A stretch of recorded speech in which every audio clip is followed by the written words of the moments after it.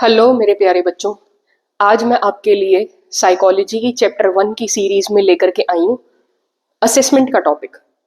तो असेसमेंट के टॉपिक में पिछले सालों में क्या क्या क्वेश्चंस पूछे गए हैं, एक एजर्शन रीजन इसमें से आया था जो यूजुअली बच्चों का गलत हो गया था, आज मैं आपको वो भी बताऊंगी। और कुछ एमसीक्यूज आ सकते हैं इस टॉपिक में से।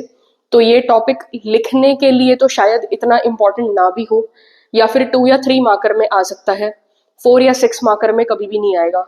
लेकिन as per the MCQ pattern और एजर्शन रीजन पैटर्न, उसके हिसाब से ये टॉपिक बहुत ही ज्यादा इंपॉर्टेंट है। तो आइए देखते हैं असेसमेंट होती क्या है। सबसे पहले तो असेसमेंट जो है वो किसी भी साइकोलॉजिकल एट्रीब्यूट को मेजर करने का सबसे पहला स्टेप है। साइकोलॉजिकल एट्रीब्यूट्स हमने 5 पढ़े थे: इंटेलिजेंस, पर्सनालिटी, एप्टीट्यूड, इंटरेस्ट और वैल्यूज। 5 साइकोलॉजिकल एट्रीब्यूट्स थे। अगर हम इनको मेजर कर पाते हैं तभी हम कहेंगे कि ये एट्रीब्यूट एग्जिस्ट करता है। देखिए इसकी लास्ट लाइन में ये बात लिखी भी हुई है, any attribute is said to exist in a person if it is measured. अगर उसे मेजर करा जा सके, कैसे? यूजिंग साइंटिफिक प्रोसीजर्स, साइंस की हेल्प से उसे मेजर करा जा सके। यानी कि जो हमारा एट्रीब्यूट का मेजरमेंट है वो बहुत ही ज्यादा ऑब्जेक्टिव होना चाहिए, क्योंकि साइंस जो है वो हमें ऑब्जेक्टिविटी की तरफ लेके जाती है। इम्पेरिकल तरीके से वो मेजरमेंट करती है। इम्पेरिकल का मतलब होता है कि एक्सपेरिमेंटल तरीके से उसको प्रूव करती है। देखें, असेसमेंट का मतलब क्या है? Assessment refers to the measurement of psychological attribute. ये तो मैंने आपको बता ही दिया कि किसी भी साइकोलॉजिकल एट्रीब्यूट का मेजरमेंट होगा। एंड इवैल्यूएशन, इवैल्यूएशन का मतलब होता है कि मान लीजिए आप इंटेलिजेंस टेस्टिंग करवा रहे हैं, तो इंटेलिजेंस का असेसमेंट हो रहा है आपका। इंटेलिजेंस का असेसमेंट हुआ तो जो भी साइकोलॉजिस्ट या काउंसलर के पास आप गए थे वो आपको क्लियरली बताएगा कि आपका आईक्यू जो है वो इतनी रेंज में लाई करता है। यानी कि हो सकता है कि आपका आईक्यू 100 आया है या आपका आईक्यू 120 है। आप कौन सी कैटेगरी में लाई करते हैं, तो वो जो उसने बताया है वो अपनी इवैल्यूएशन से बताया है। इवैल्यूएशन का मतलब फाइनल आउटपुट बताना। कैसे? Often using multiple methods. इसमें मल्टीपल मेथड्स का यूज होता है। बहुत सारे अलग अलग स्टेटिस्टिकल मेथड्स हो सकते हैं या फिर सिंपल रिसर्च के मेथड्स हो सकते हैं जो साइकोलॉजिस्ट और काउंसलर्स यूज करते हैं। तो आप लोगों ने भी बेसिक लेवल पर कुछ ना कुछ टेस्टिंग तो लगाई ही होगी स्कूल्स में, क्योंकि सीबीएसई की तरफ से हमारे 5 साइकोलॉजिकल टेस्ट कंपलसरी हैं। तो उसमें आपने सभी टेस्ट्स में लगाने के लिए अलग अलग मेथड्स का यूज करा होगा। हो सकता है कि किसी में आपने सेल्फ रिपोर्टिंग मेथड यूज करा हो, किसी में आपने ऑब्जर्वेशन मेथड यूज करा हो, किसी में आपने क्वेश्चनियर मेथड यूज करा हो, और केस स्टडी तो डेफिनेटली आप लोगों ने बनाई ही होगी, तो उसका भी यूज हो सकता है। आगे है in terms of certain standards of comparison. Standards of comparison का यूज करेंगे इन मेथड्स में। स्टैंडर्ड्स ऑफ कंपैरिजन क्या होता है? देखें, जब किसी भी चीज का मेजरमेंट होता है तो उसके लिए एक नॉर्म्स बनाए जाते हैं। नॉर्म्स का मतलब होता है, अगर आप लोगों ने आईक्यू के बारे में थोड़ा बहुत स्टडी करा हो तो उसमें हम कहते हैं कि अगर किसी इंडिविजुअल का आईक्यू बिलो 70 है तो हम कह रहे हैं कि वो मेंटली डेफिशिएंट है, यानी कि वो इंटेलेक्चुअल डेफिशिएंसी रखता है। अगर किसी इंडिविजुअल का आईक्यू हमारा 130 के आसपास है तो वो गिफ्टेडनेस रखता है।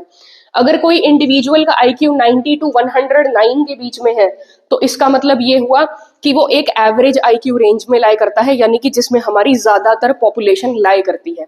तो ये जो 90 टू 109 के बारे में किसी ने बताया, या 130 के बारे में किसी ने बताया, या बिलो 70 के बारे में किसी ने बताया, ये स्टैंडर्ड्स किसी ना किसी ने तो बनाए होंगे ना, ये किसी ना किसी ने नंबर्स सेट तो करे होंगे। तो इसी को हम कहते हैं स्टैंडर्ड्स ऑफ कंपैरिजन। यानी कि आपको एक टेबल दिया जाएगा, उस टेबल के अकॉर्डिंगली आपको बताना होगा कि ये जो इंडिविजुअल है ये इस कैटेगरी में लाई कर रहा है। ठीक है। फिर उसके बाद है असेसमेंट। हमारी 2 टाइप्स की होती है, फॉर्मल, इनफॉर्मल असेसमेंट। तो फॉर्मल असेसमेंट के 3 फीचर्स हैं: ऑब्जेक्टिव, स्टैंडर्डाइज्ड और ऑर्गेनाइज्ड। सबसे पहले तो ये ऑर्गेनाइज्ड होनी चाहिए। ऑर्गेनाइज्ड मतलब ऑर्गेनाइजेशन ऑफ क्वेश्चंस होना चाहिए, उसमें तरीके से, ढंग से क्वेश्चंस लिखे हुए हों, प्रॉपर फॉर्मेट में लिखे हुए हों।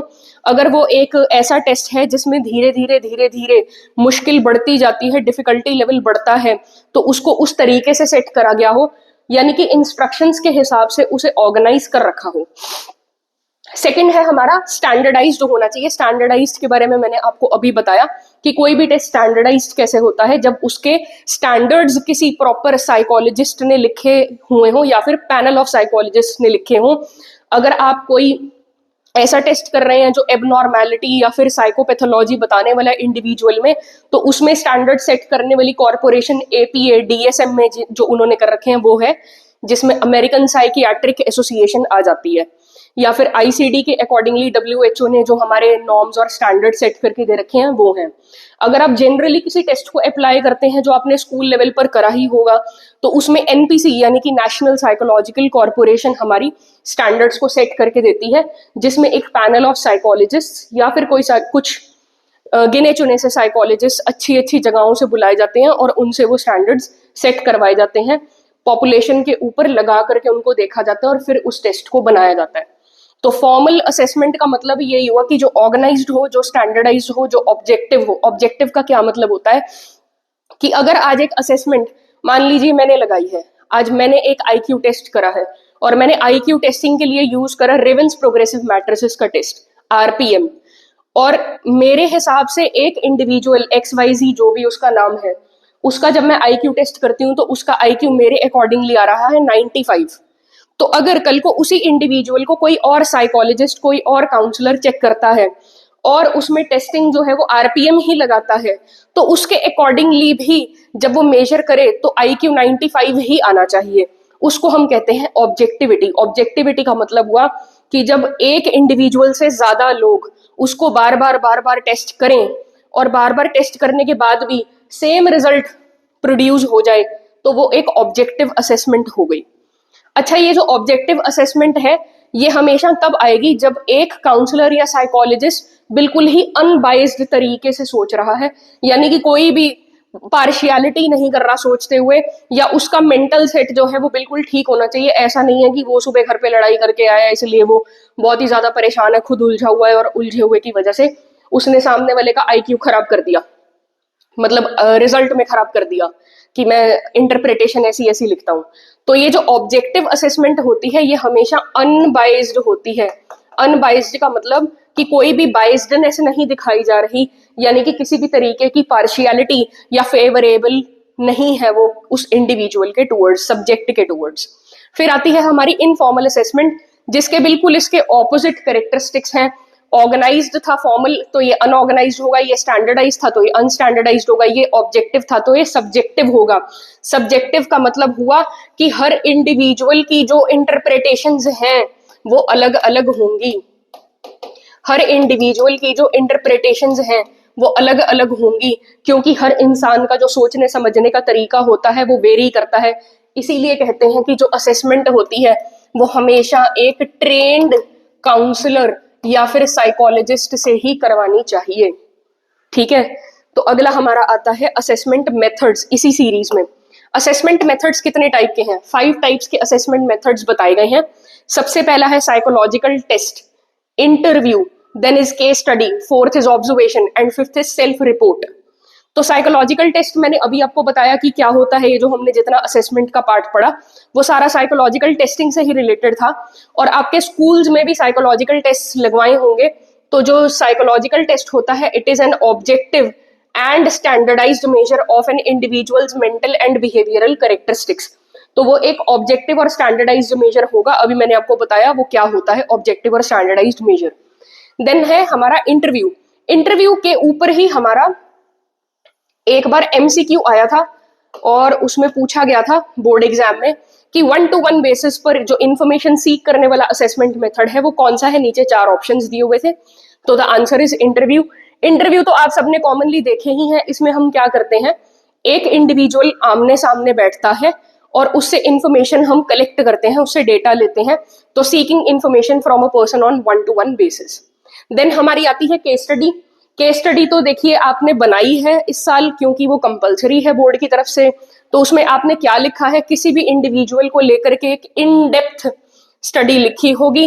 किस चीज की? In terms of his psychological attributes, उसके साइकोलॉजिकल एट्रीब्यूट्स के बारे में बताया होगा। जैसे हमारे सिलेबस में 5 साइकोलॉजिकल एट्रीब्यूट्स हमारी एनसीईआरटी कहती है कि वो साइंटिफिक प्रोसीजर से मेजर हो सकते हैं, तो उन्होंने उसी को साइकोलॉजिकल एट्रीब्यूट माना है। लेकिन आपने अलग अलग साइकोलॉजिकल एट्रीब्यूट्स उस XYZ पर्सन के लिखे होंगे अपनी केस स्टडी रिपोर्ट में।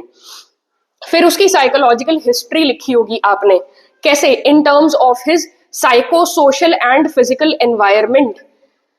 साइकोसोशल, साइकोसोशल का मतलब है कि जो हमारा सोशल एनवायरनमेंट है उसमें हम किस तरीके से साइकोलॉजिकली बिहेव करते हैं, मतलब हमारा बिहेवियर कैसा है, और फिजिकल एनवायरनमेंट हमारे बिहेवियर को कैसे अफेक्ट करता है।